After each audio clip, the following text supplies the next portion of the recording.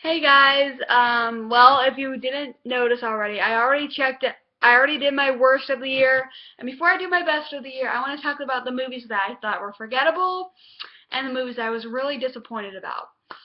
Okay, I'm going to start with the forgettable movies. I only have four in each category. I'm not going to try to spend very long on them, so I can get to my best, because I just really want to talk about the ones I freaking love. Okay, most forgettable movies about 2014.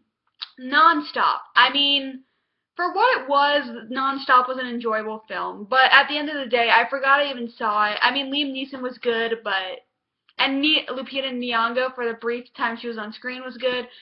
Oh, and Julianne Moore was good. But at the end, it was forgettable. I mean, like looking back, I'm like at the movie, I'm like, oh, so when I found out who like the bad guys were, I was like, oh, it was them, and for kind of stupid reasons, yeah, just forgettable movie. Hercules: The Thrashing Wars. Now, this is just a forgettable. I mean, it's directed by Brett Ratner, who directs the most generic movies ever. It wasn't nothing special about this movie. I mean, it was 1,000 times better than Legend of Hercules. If you know, it was on my worst of the year list. But yeah, but this movie was superior to Legend of Hercules, but it's still nothing special. Yeah, so yeah. Dracula Untold, just forgettable movie. I forgot I even saw it. I mean, the only good things were about it were the costumes, the cinematography, and Luke Evans and Charles Dance. Everything else was so forgettable, boring. Oh yeah, also young Rickon Stark was in it, which was good. I was like, oh, he was actually pretty decent. But yeah, other than that, just forgettable movie. Just I forgot I even saw it, and but it's not like terrible. But it's not like eh.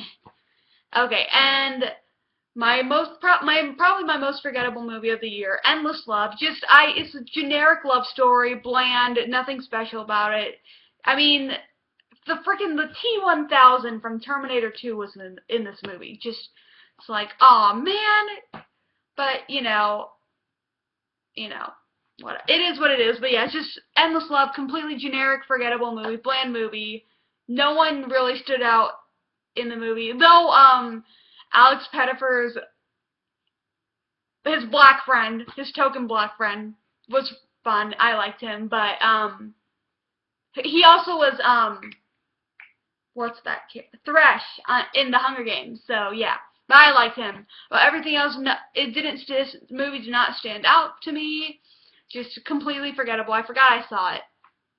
Now these are the movies I was disappointed in. Some of them I was gonna see them, and then some I wanted to check out, but some of them I really wanted to see them. Okay, Oculus. Now, as the movie went on, I was liking it. I was actually enjoying myself in this movie. I mean, there were a couple like moments I was like creeped out, but it wasn't like a scary movie, but it was just a fun movie in general. And I watched it, and then the ending came up, and I was like, eh. It was gonna be a 3 out of 5 stars, but then the ending happened, and it was a 2 out of 5 stars. Just completely forgettable. I mean, actually disappointing. That's why I was disappointed with it, because I thought it was gonna be a decent movie, and then the ending happened, and I was disappointed by that. Um, the next would be The Amazing Spider-Man 2. I mean, Andrew Garfield was a good thing. Was great as Spider-Man, and the chemistry between him and Gwen Stacy was incredible. But really, it's nothing special. I mean, the whole three villains thing, it didn't work out with Spider-Man 3. And they tried it again.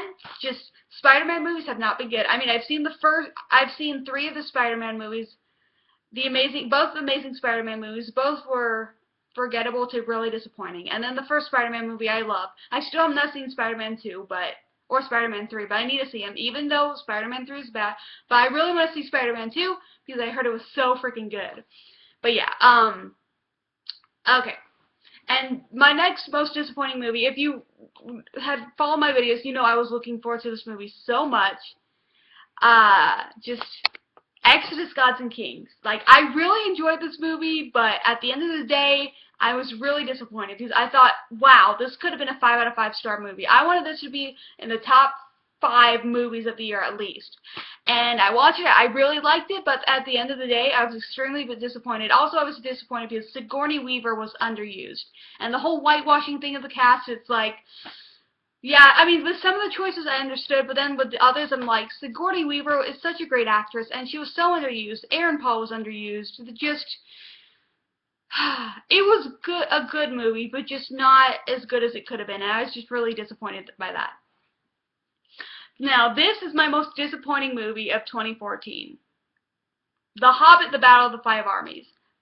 Okay. If you love this movie, if you were satisfied, good for you. But I was just really disappointed with this movie. I thought it was going to be 5 out of 5 stars, and it wasn't, and that's really all I can say. I was just disappointed. I mean, I guess if you want to continue the story, watch Lord of the Rings, which Lord of the Rings, superior trilogy, obviously, but just not as good as it could have been, though the acting was really awesome, and the fight scenes were great, but everything else just... And this really could have been 2 movies. They would have been the 2 perfect movies. They would have been, if The Hobbit was 2 movies, they would have been perfect. And nobody would have any complaints, really. I mean, I'm sure the purists might be like, what the heck? They might have complained. But other than that, really, they would have been 2 perfect movies. But just, it could have been better. Though I have to say, Battle of the Five Armies is my least favorite in the Hobbit trilogy. Actually, it's my least favorite Middle-earth movie. I did enjoy myself. I did like the movie, and I will buy it on Blu-ray because I want to have all the Middle-earth movies. You know, I want to own them all. And I will watch it again, but it's just really disappointing. But I have to say, it is my least favorite Middle-earth movie, and I stand by that. But and I also stand by, I still think An Unexpected Journey is the best, then Desolation of Smaug, then then Battle of the Five Armies. But yeah, I know not a popular choice with An Unexpected Journey as my favorite, but it's my favorite, so yeah. So those are my most disappointing and most forgettable movies of 2014. And yeah. I'm right after this, I'm going to make my top 10 best of the year. I'm really excited to talk about that. And also, I've already made my worst of the year. Check that out, please. And yeah, I will see you guys later. Bye.